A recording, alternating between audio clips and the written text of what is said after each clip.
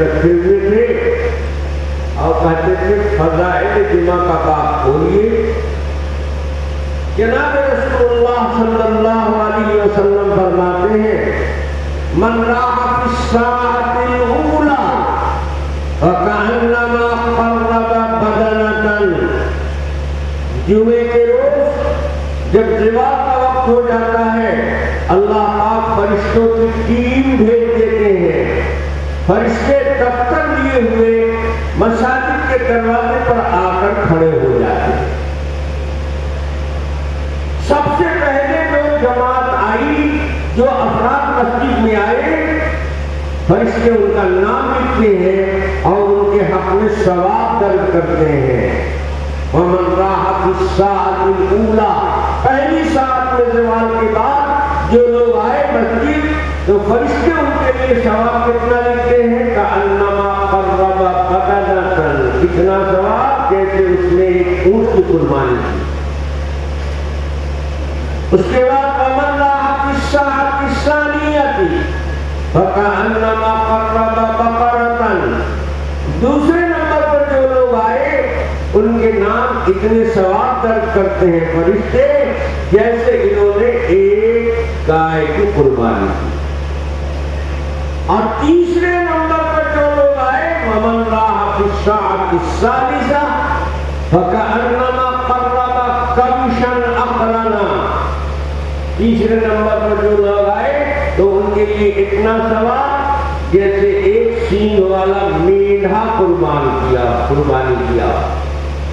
ومن راح فی الساعۃ الثالثۃ فی الساعۃ الرابعۃ. اور چوتھے نمبر پر جو لوگ آتے ہیں تو فرشتے ان کے لیے اتنا ثواب لکھتے ہیں کأنما قرب دجاجۃ، جیسے ایک مرغی کی قربانی کی.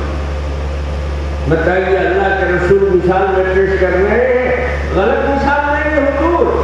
اگر مرغے کی قربانی جائز بھی نہیں کی تو اللہ کے نبی نے کیسے مثال میں پیش کیا؟ یہ تو مولویوں کا ڈھکوسلا ہے کہ جو ٹائم کے جانور کی قربانی نہیں ہوتی. صحیح بخاری میں تو قربانی جائز لکھی ہوئی ہے، اللہ کے نبی نے مثال میں پیش کیا ہے. اب جو مولوی جائے جو مفتی جائے بخاری شریف کا جواب بن ہی نہ پاوے، اس کو سمجھ ہی نہ آئے. ان کا کہنا ہم ایمان لائے رسول اللہ صلی اللہ علیہ وسلم پر، مفتی صاحب پر نہیں لائے. امام پر ایمان نہیں لائے ہیں. تمہارے امام ابو حنیفہ جو کہیں گے وہ مانیں گے یا رسول اللہ جو کہیں گے وہ مانیں گے؟ تمہارا مفتی جو فتویٰ دے گا اس کو مانیں گے کہ جو فتویٰ اللہ کے نبی دیں گے اس کو مانیں گے؟ اللہ کے نبی نے تو قربانی جائز قرار دیا، مثال دے رہے ہیں کہ اتنا ثواب ملتا ہے.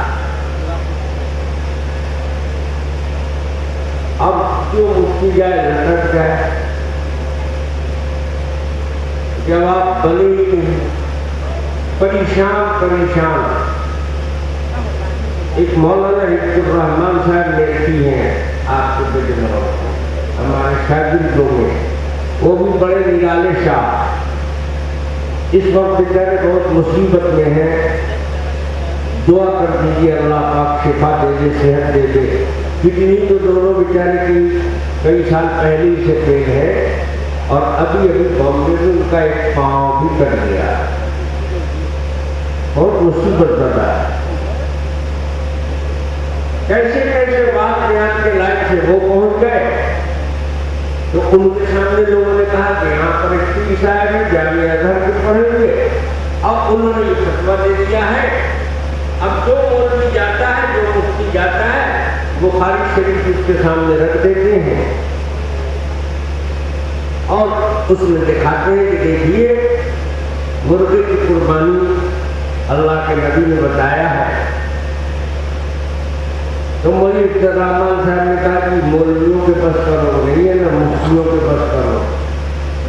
میں اپنے استاد کو لا.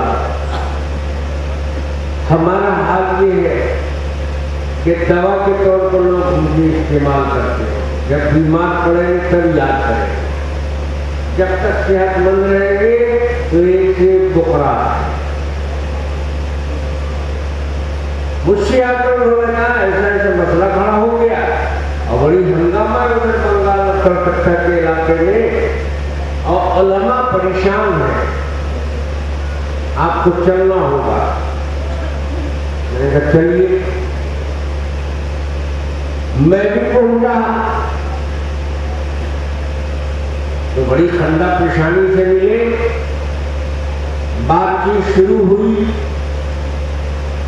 اس کے بعد انہوں نے اپنی عادت کے مطابق بخاری شریف کھول کر رکھ دیا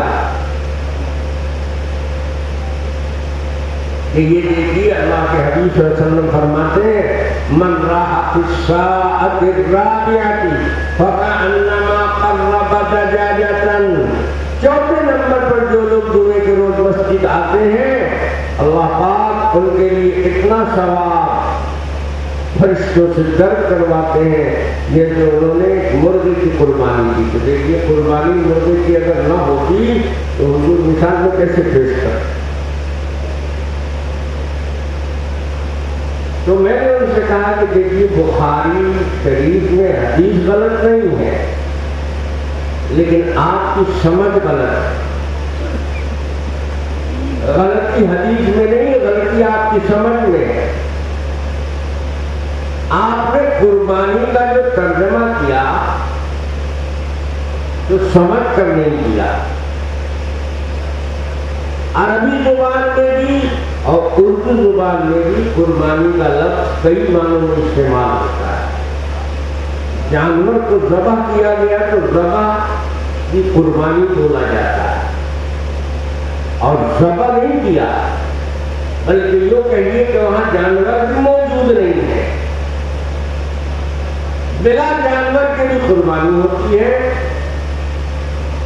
ایسا کیسے؟ میں نے کہا دیکھیے مسجد تعمیر ہو رہی ہے، امام صاحب نے ہر جمعے کو تقریر کر کے لوگوں کو شوق دلا کر محنت کر کے دوڑ دھوپ کر کے مسجد تعمیر کروا دی عالی شان۔ اب کوئی مہمان آیا تو مسجد دکھایا، ارے بہت عالی شان مسجد، کہا کہ مسجد تو تعمیر ہوئی، باہر سے چندہ نہیں ہوا، ہم لوگوں نے اپنے ہی گھر سے اپنے ہی گاؤں سے مسجد تعمیر کیا ہے، اور اس کی تعمیر میں امام صاحب کی بڑی قربانی ہے۔ تو کیا مطلب امام صاحب کو ذبح کر دیا گیا ہے؟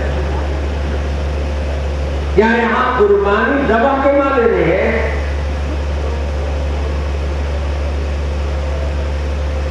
قربانی ذبح کے معنی میں نہیں ہے، یہاں کی قربانی ذبح کے معنی میں نہیں ہے۔ بخاری کی اس حدیث میں آپ نے ذبح والی قربانی سمجھا ہے، یہ ذبح والی قربانی نہیں ہے۔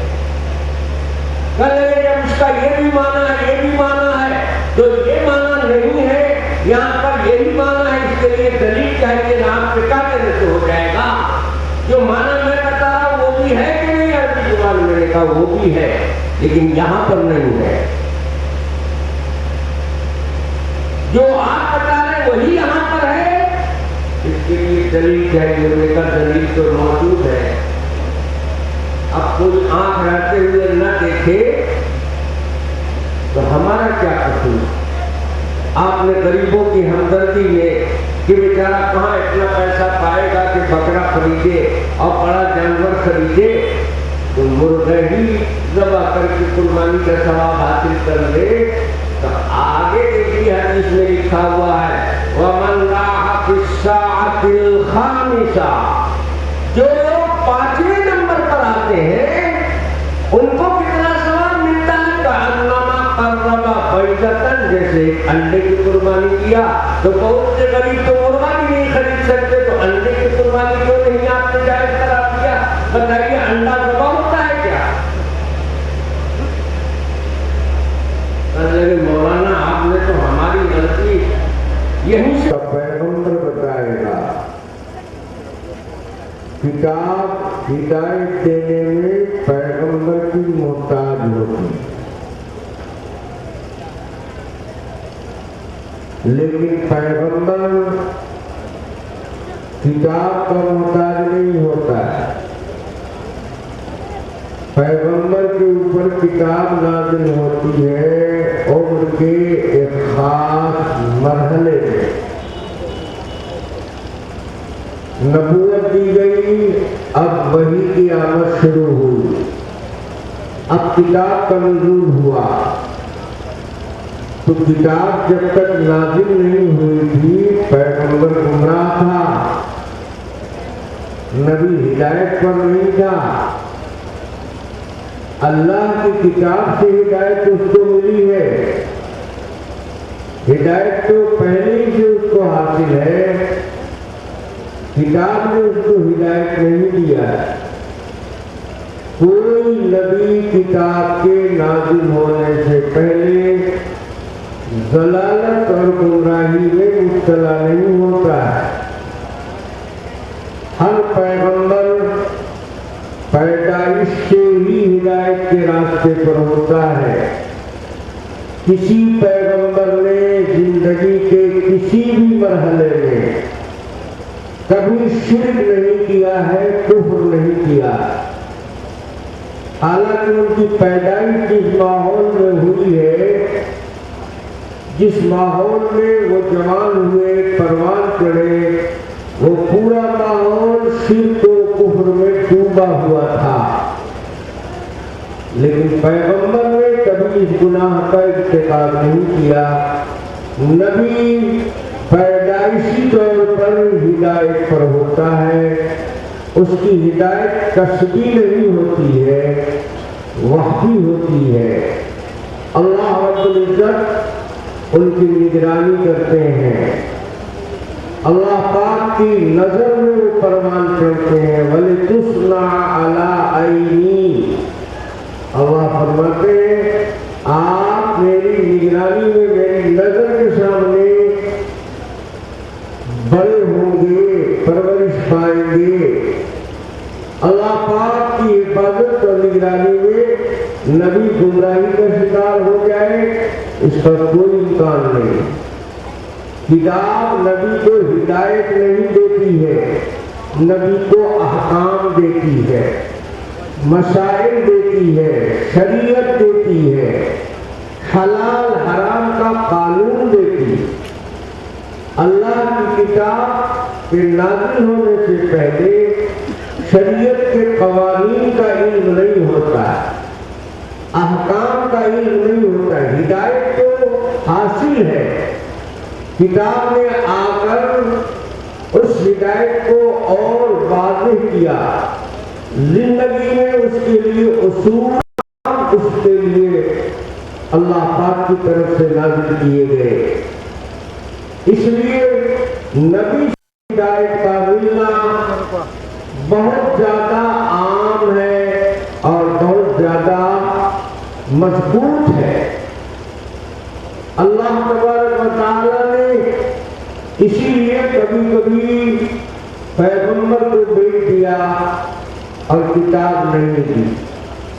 بے کتاب کے انبیاء آئے ہیں، لیکن کوئی کتاب بغیر نبی کے نہیں آئی۔ کبھی ایسا نہیں ہوا کہ اللہ نے کتاب کو نازل کر دیا، بھیج دیا اور پیغمبر کو نہیں بھیجا۔ کتاب بغیر نبی کے کچھ کر نہیں سکتی، کتاب نبی کی محتاج ہے، نبی کتاب کا محتاج نہیں ہے۔ بہت مرتبہ اللہ نے پیغمبر کو بھیج دیا اور کوئی کتاب نہیں دی۔ بے کتاب کے انبیاء آئے ہیں، لیکن بے نبی کے کتاب نہیں آئی ہے۔ اس سے سمجھ میں آتا ہے کہ دین کے معاملے میں اصل مرکزی حیثیت پیغمبر کو حاصل ہے، کتاب کو حاصل نہیں ہے۔ اس لیے بہت زیادہ کتاب کے پیچھے لگنے سے بہت زیادہ نفع نہیں ہوتا۔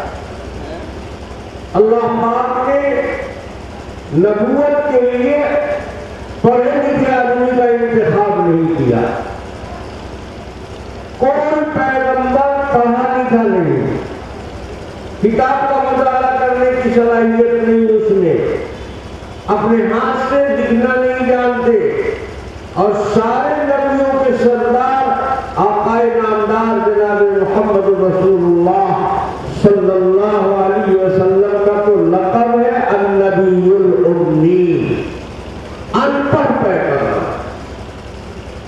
کے معنی ہے ان پڑھ، امی کے معنی جاہل نہیں ہے، لیکن بہت سے جاہل لوگ امی کا ترجمہ جاہل کر دیتے۔ امی جاہل کو نہیں کہتے، جاہل تو وہ ہوتا ہے جس کو علم نہیں ہے، علم بھی نہیں ہے، تہذیب اور ادب اور اخلاق اور آداب زندگی سے ناواقف ہے۔ اللہ گواہ، نبی کو علم بہت ہوتا ہے، پیغمبر اظہر نہیں ہوتا، گواہ نہیں ہوتا، انتہائی مہذب مؤدب ہوتا ہے۔ ہاں وہ حروف شناسی نہیں جانتا، حروف کو دیکھ کر پڑھنا نہیں جانتا، اپنے ہاتھ سے لکھنا نہیں جانتا، ان پڑھ ہے لیکن بے علم نہیں ہے۔ جناب رسول اللہ صلی اللہ علیہ وسلم ان پڑھ ہے، لیکن علم تو اللہ نے اتنا دیا ہے کہ آپ صلی اللہ علیہ وسلم فرماتے ہیں اوتیت علم الاولین والآخرین، اللہ نے مجھے اولین و آخرین کا علم دیا ہے۔ تو آپ بے علم اور جاہل نہیں ہیں، ان پڑھ جاہل نہیں ہوا کرتا۔ بہت سے لوگ ان پڑھ ہیں، کتاب نہیں دیکھ سکتے، مطالعہ نہیں کر سکتے، لکھے پڑھے نہیں ہیں، لیکن کسی بزرگ کسی بڑے عالم کی صحبت میں رہ گئے 5-10 سال تو علم اتنا حاصل ہو گیا کہ ریڈی میڈ مولوی ان کا مقابلہ نہیں کر سکتا۔ ان پڑھ ہے علم والے، امی کے معنی ہے ان پڑھ، جاہل نہیں مانا۔ اللہ پاک نبوت کے لیے پڑھے لکھے انسان کا انتخاب ہی نہیں کرتے۔ خصوصیت سے آقا نامدار جناب رسول اللہ صلی اللہ علیہ وسلم کے بارے میں اللہ تعالیٰ فرماتے ہیں ما كنت تتلو من قبله من كتاب ولا تخطه بيمينك اذا لارتاب المبطلون۔ اے میرے محبوب، اے محمد صلی اللہ علیہ وسلم، آپ کتاب پڑھنا نہیں جانتے تھے اور آپ اپنے دائیں ہاتھ سے لکھنا نہیں جانتے، ان پڑھ تھے۔ نبی کے لیے پڑھا لکھا ہونا عیب ہے، ان پڑھ ہونا کمال ہے۔ ان پڑھ ہونا نبی کے لیے کمال ہے اور ان پڑھ ہونا امتی کے لیے زوال ہے۔ امتی ان پڑھ ہے تو عیب والا ہو، اور نبی پڑھا لکھا ہے تو عیب والا ہو۔ علامہ قاضی عیاض مالکی رحمۃ اللہ علیہ جو بڑے ممتاز محدث ہیں، انہوں نے سیرت کی بے نظیر کتاب شفا لکھی ہے۔ وہ اس کتاب میں لکھتے ہیں کہ امی ہونا نبی کے لیے کمال ہے اور امتی کے لیے زوال ہے۔